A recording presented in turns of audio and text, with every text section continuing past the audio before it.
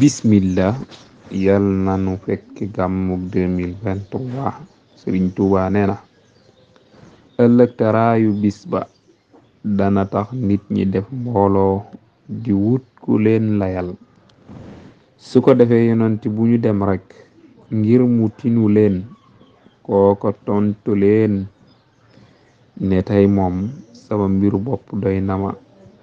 wali kulli nafsin fi istidaadil umma, nee na su ko defee mbindeef yépp jubali ca njool makka muhammadu rasulullahi ngir mu tinu leen. tati ilayhi nnaasa yowmal ashri likay yakunu saafian fi dhil bashar.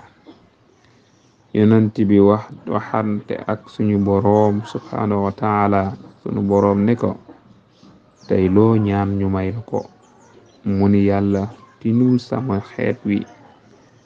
zabata annahu yaqulu ummati, su keroogee yàlla dana jox njool màkk ba mu gërëm. wala sawfa yu'tika rabbuka fatarda, mooy ki ëpp mbooloo mu koy topp jëm aljana, yàlla nanu ca bokk. ana aksarul anbiyaayi tabaan yawmal qiyaama. moo tax Sëriñ Tuubaa wax ni ku leen gis muy wax laa ilaha illa allah, yéene leen ko aljana. fala tuaadu man raaytum faahu yuxruju laa ilaha illa allah. di tuubal